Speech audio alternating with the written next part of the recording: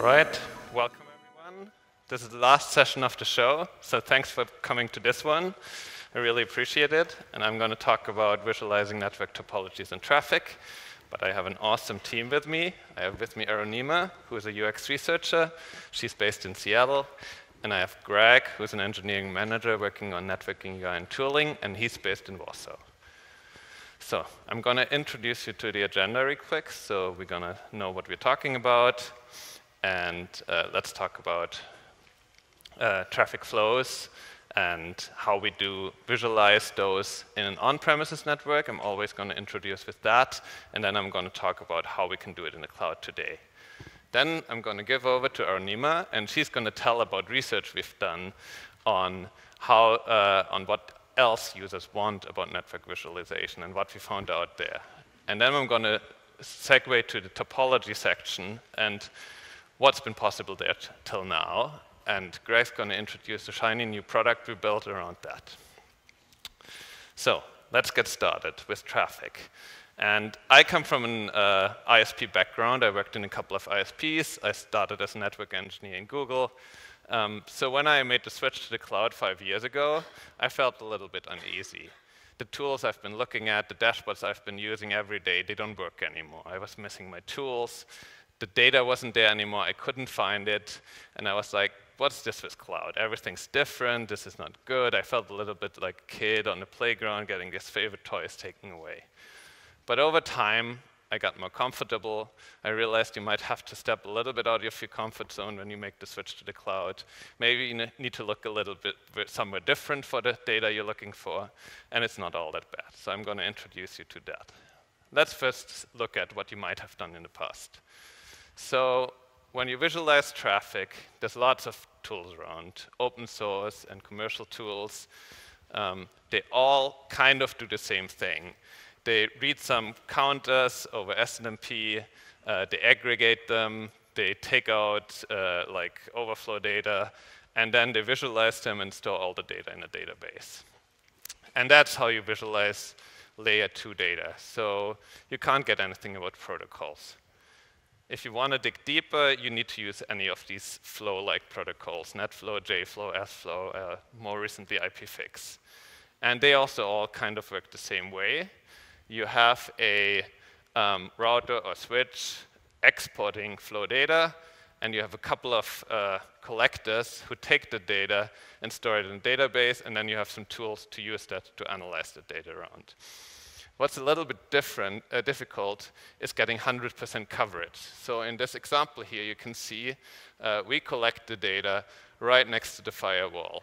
So while everything going in and out is captured, you don't capture data between the servers. In other ways, when you have a lot of exporters, you might capture some flows double, and then you have to subtract them again. So it's kind of a little bit difficult. So once you do collect the data, what do people do with it? And we see a few common use cases there. The first one everyone first looks at is top talkers. You see in your network who generates the most traffic, or outside of your network, where does it go, to find anomalies or something like that. Some people use it for capacity planning, because you get autonomous system numbers. You can decide who might you want to peer with, where do you need to augment capacity, something like that. And in the security area, people might look at anomalies, small packet sizes, lots of UDP traffic, and they either do that through some specialized tools, or they export all the data in a SIAM system they're using across. Last use case we commonly see is to verify other data. So I've been seeing in ISPs where they look at NetFlow data to see if their bill they get from another ISP is correct. It's not something good enough and granular enough to actually create a bill, but you can double check data you generate in another way. So that's how you might have done it on premises. Now, how does that map to the cloud? What data do you have available there? Let's first look at interface traffic again. And you might not have found that tab, but actually right in the GCP console, if you go to a VM, there's a network tab, and you can visualize bytes and packets for every VM. So quite similar to what you've seen on the first slide on premises.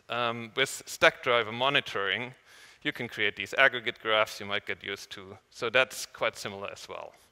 But you might want to use your own tools. You might want to export that. And Stackdriver Monitoring also has Stackdriver Monitoring API. So you can export the data and to any tool you'd want, either your existing ones or you have something new.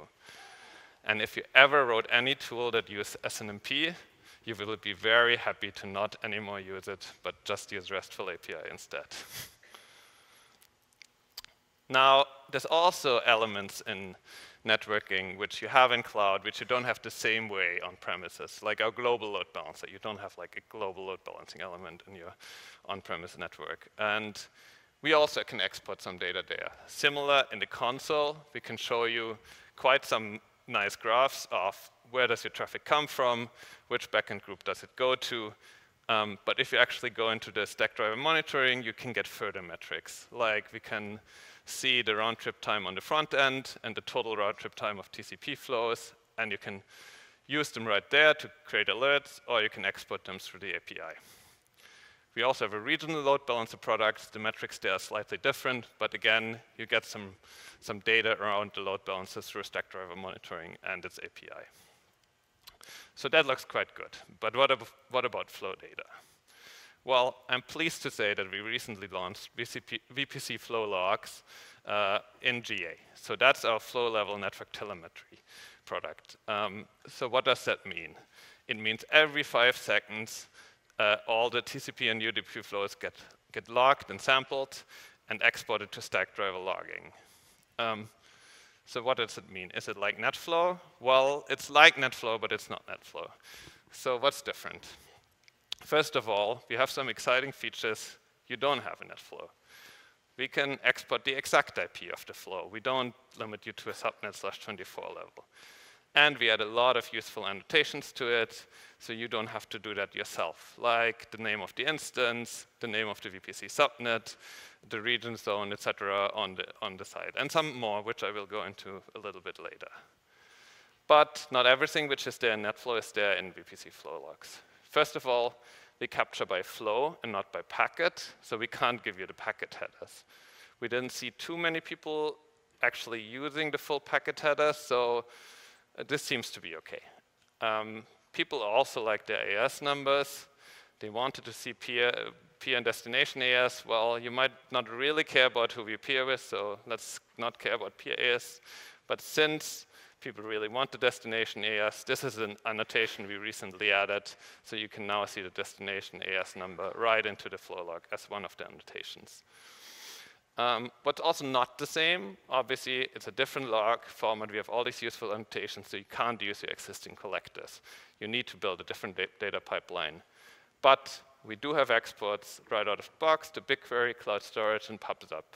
And you can create alerts on Stackdriver alerts right for it. And through these tools, you can easily integrate with other third-party tools. And I'm also going to show that. Let's look at the packet format a little bit in detail. And I say it's enriched by default. Like other providers might give you like a single line of a log, which gives you source and destination IP and a little bit more.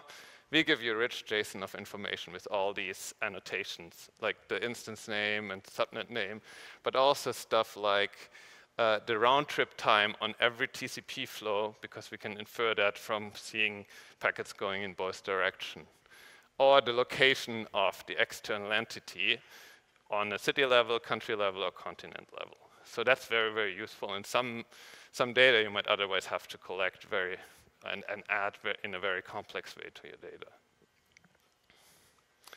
And you have full coverage by default. You don't have to care anymore where to put your exporters. All the traffic within the VPC is by default exported. Traffic coming in through interconnect, through VPN, through the internet, directly to a VM, or through a load balancer, and to and from other Google services. So you see it all. Now you have the data, what can you do with it? First of all, through the integration with BigQuery, it's very easy to do quick visualizations. And I'm going to demo this with Data Studio. Other people might use something like Tableau or anything else which integrates in that area. You can also build complex data pipelines. You can use Cloud Dataflow. If you like Hadoop, you can use Dataproc instead. Or if you don't use it that often, you can just query that data ad hoc and build queries in BigQuery whenever you need it. And in the security space, we see two use cases.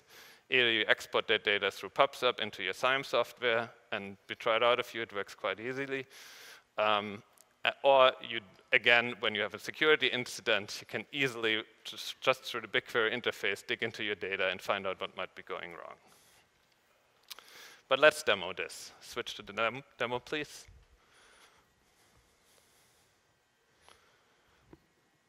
Can we switch to the demo?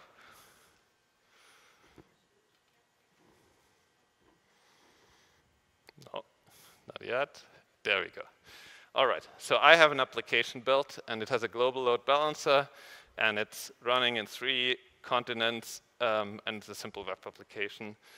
So let's start exporting flow logs. So all I need to do is select the subnet where I want to export flow logs. So I select the US, I edit it, I toggle the flow logs, and actually tells me right away how much data that will generate in Stackdriver logging. So let's save this. Okay. And within a few seconds, it will actually start generating that logging information. So let's go to Stackdriver logging and show the live tail of the data. So you can see all these logs coming in right away on what kind of flows might be generated there. And you can look at the JSON data, which I've seen. So that works right out of the box. But looking there in Stackdriver logging, not too useful once you want to do analysis. So let's create an export of that data to BigQuery. Let's call it VPC flow logs next. I say I want to create it to BigQuery, and I create a new data set, VPC flows. Yes. Great. So when I create that sync, within, let's say, a minute or two, that gets streamed into BigQuery, and you can query it right away, all the data coming in. It's nearly immediate. However, for demo purposes, a minute is quite long, and also having a half a minute or a minute of data is not so interesting to look at. So I started this export about a month ago, and have a live traffic going on in there. So let's see what I can do with this. I created a query with typical top talker, first thing you might want to do. Yes. And to mix it up a bit, I show you the top AS numbers traffic is coming from or going to. So let's run that query. And you can see it ran 2.5 seconds, and it processed 1.1 gigs of data in that case, because it just needed a few of the columns. And the top ASN I see there is 15169, that's Google's own ASN, so most of the traffic is internal. But then if I wanted, I could dig into all the other traffic a little bit more. But digging into AS numbers is not so exciting. Let's go a little bit more visual, and let's see what we can do with Data Studio, which is our visualization tool from Google, which can easily integrate with BigQuery. I already connected the data set to flow logs, so let's create a simple time series graph. So let me set up a time series graph. I need a date range. I use actually the timestamp in which the data is coming in. And let's say I want to see how much traffic comes in by continent. So I select as a breakdown the continent, destination continent. And I want to see not how many records, but how many bytes have been sent between these, from these continents, or to these continents. And because half the traffic comes in and half the traffic goes out, most of those are null values, I want to filter these, so I'm going to add this filter. And it runs the BigQuery queries in the background, and within a few seconds, basically, you can see how much traffic is coming in from each continent. So this is how easy you can generate one graph. I pre-created some more just to see what else is possible. For example, you can see a simple heat map of where your traffic is coming from. Or we can do something a little bit more exciting here. I did average round trip time for my top countries where the traffic is coming from. So I can use that for planning which region I might want to deploy in. So my top country is actually India. I have a very high round trip time from traffic coming from there. I might want to look into deploying the same application in the Mumbai region if it's possible. So that's what you can do with Data Studio. We also have third-party integrations, and as I said, it works with most major SIAM software, log analysis software, and Sumo Logic has built pre-created dashboards on VPC flow logs, so you can just add the dashboard to your applications, connect Stackdriver logging through PubSub, and you see all the data coming in. And again, you see similar heat maps of where traffic comes from and goes to. You can look at traffic by ports, by VMs, by VPCs where it goes and come from, or some more complex round trip time, average latency over time to find anomalies. Or you can obviously customize this dashboard with any kind of queries. So you have many use cases for VPC flow logs. Can we switch back to the slides? Okay, back to the slides, please. So from that case on traffic, flows, looks pretty good, right? We can do nearly the same things we've done on-premise, a little bit different, but also it's easier to use that massive amount of data you can have in the cloud. But our users want more, and we did a lot of research in that area. So I want to invite Arunima to talk about how we did research in that area.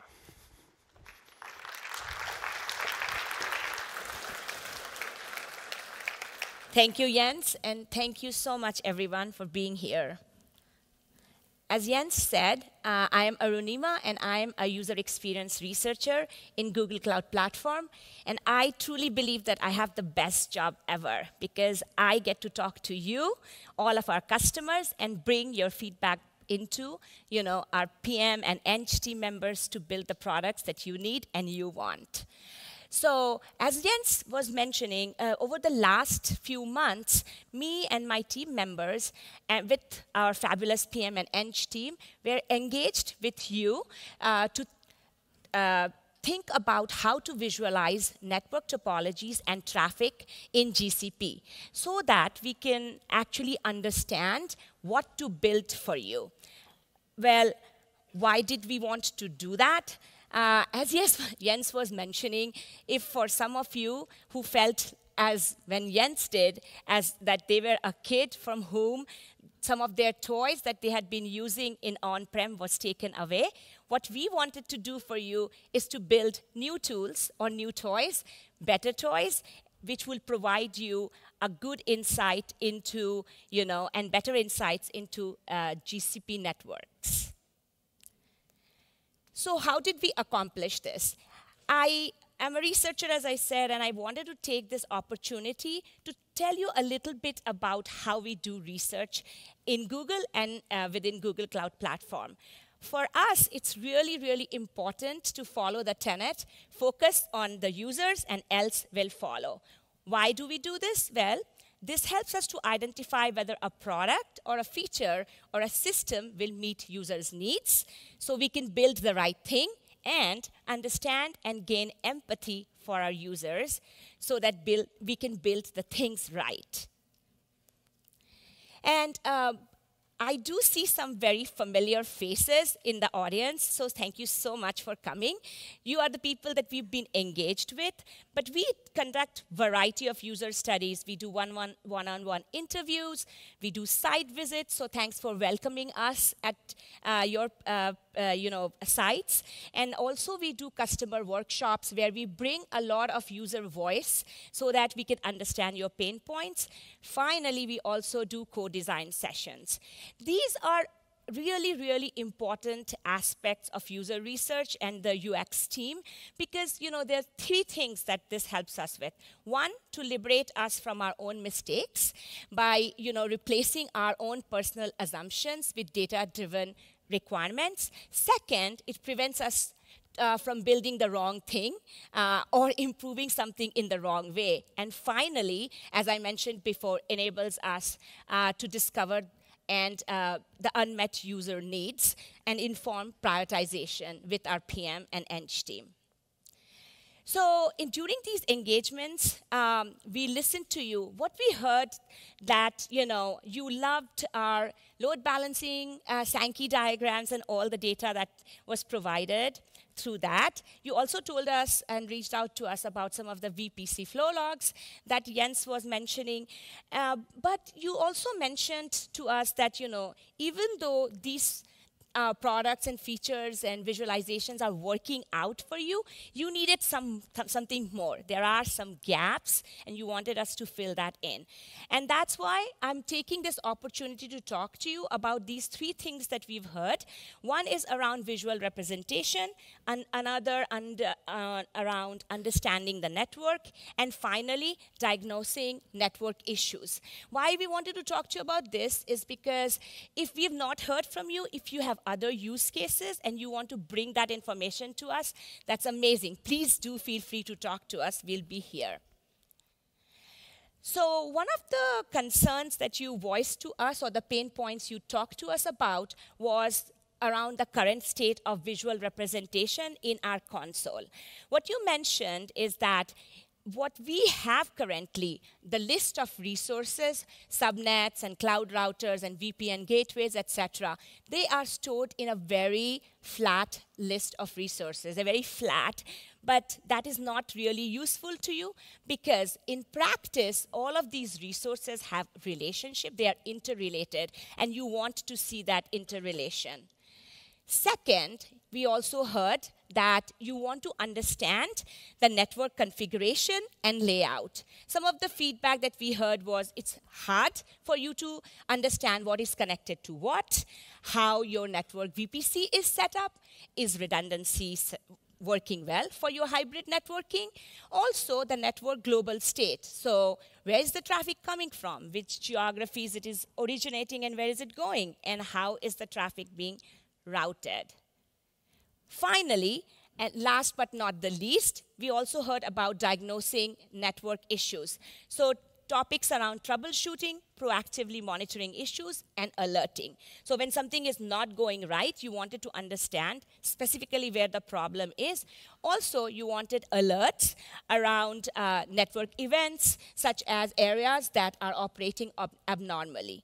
And then you wanted some metrics based on latency, error rates, data, how the data is going in and out, etc. So what did we do with all of this data? And specifically for those customers who are here, who we've reached out to and we've talked to a lot, this does not go into a black hole, we promise. We do look at all of the data. We brainstorm a lot so that we are understanding your pain points. And what we saw is that the emerging theme was that your needs were for tools that will help you visualize, monitor, and troubleshoot your system so that we can reduce your operational overhead. So we wanted to build this tool, and for the MVP, we actually wanted to hunker down on 2 key areas that we had heard again and again from you. One was that we needed to provide you with visual representation of network relationship, and that too in context so that you can get to the core of the problem. And the second is that you needed metrics on top of the relationship. So what did we do with this? I would hold the suspense for a little bit longer so that Greg can come and talk about this. But before that, I want to have Jens come over and give a brief overview of network visualization and topologies in current cloud and in on-prem world. Because as soon as we started on the path of developing the network topologies and visualization that Greg will talk about, we had some reality checks, right? The reality checks of what you want and expect and what we can provide you. With that, I hand it over to Jens.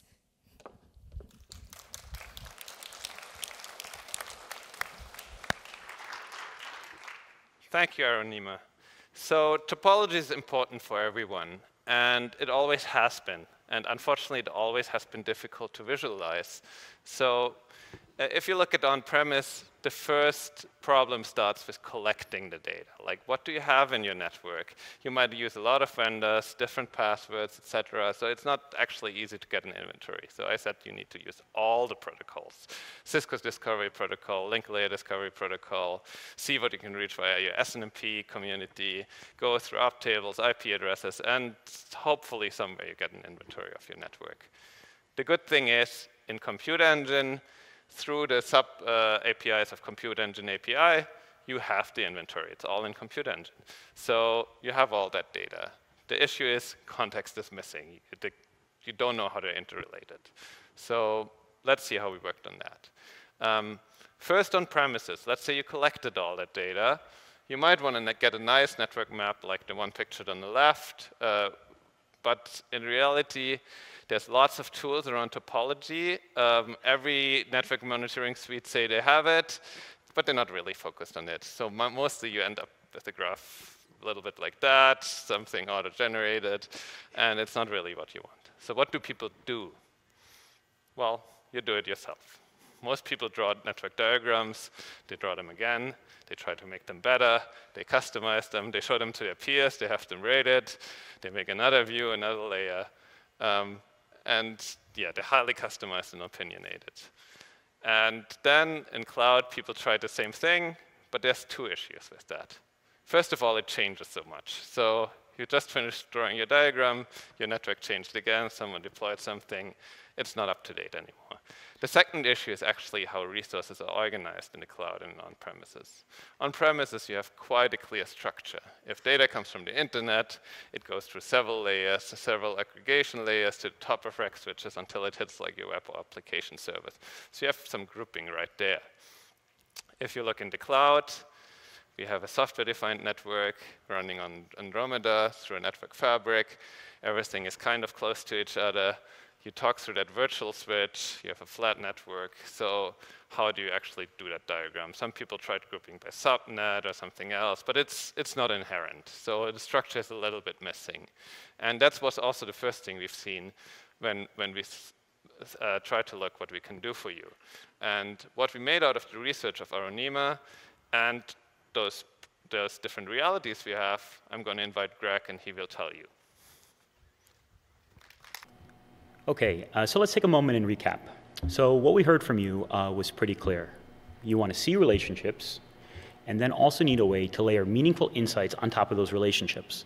However, as Jens just mentioned, visualizing cloud topologies is not straightforward because the cloud is a mesh. Everything is talking to everything else. It's like a web. If you remember that bundle of cables that Jens had on the screen earlier, that's basically what it looks like when you visualize 1,000 instances all talking to themselves. We're missing intermediate devices. Those intermediate devices add structure and make your topology look nice, clean, and allow you to navigate it effectively. So why is that a problem? Well, without those intermediate devices, you have that web, you have so many things talking to each other, and you can't effectively navigate.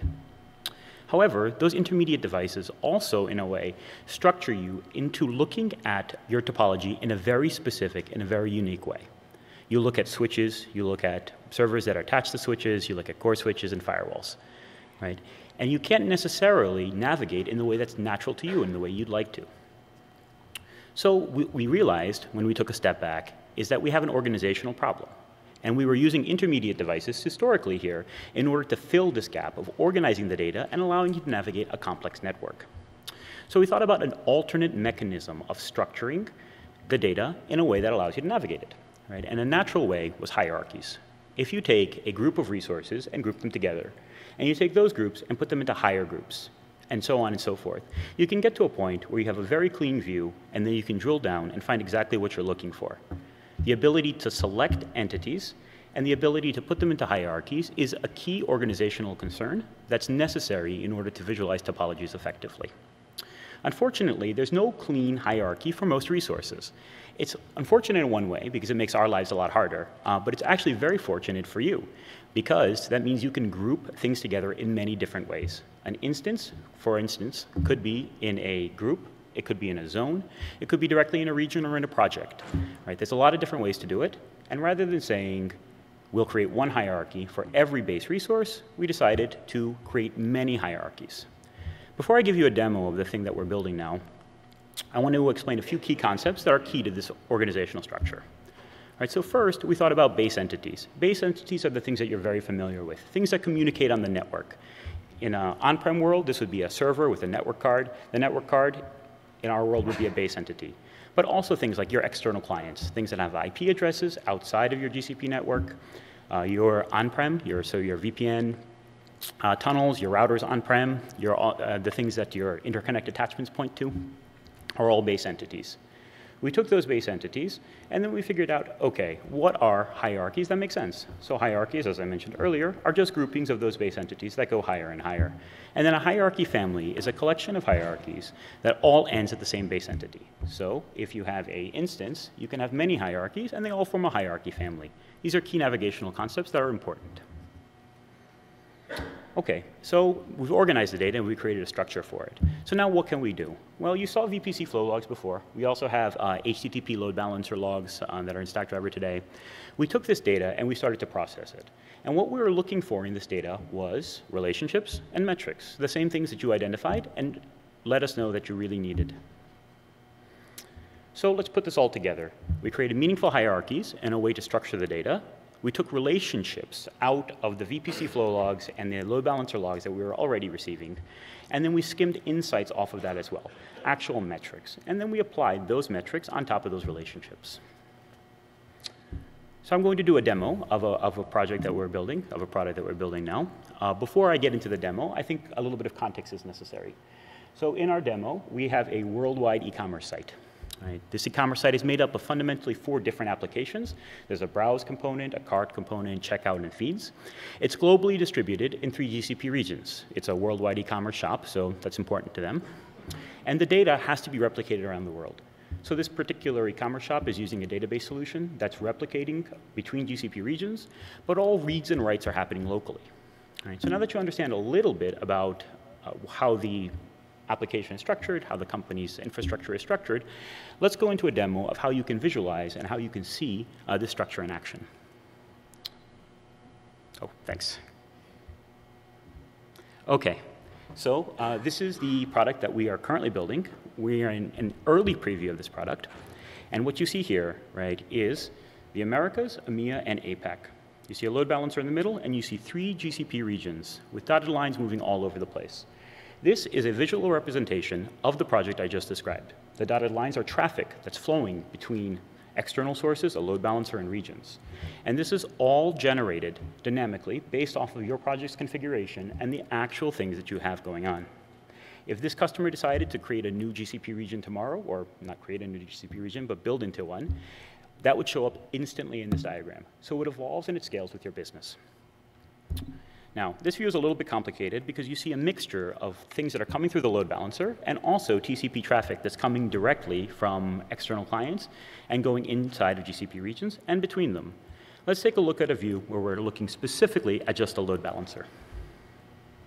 Right, so here, you've got 3 business regions, Americas, EMEA, and APAC, and you've got a load balancer sending traffic to the 3 regions, just like on the other view, except there's a lot less lines and it's a little bit cleaner. So now when we look at this, right, we can tell specifically how this traffic is being distributed by the balancer. Now let's go through a load case that's important, a use case that's important. As a network admin, I might be concerned about whether or not traffic is going to the closest region to the customer. Right? The lowest latency will always be achieved if the application that's in that region is serving those requests and it doesn't have to travel globally around the world.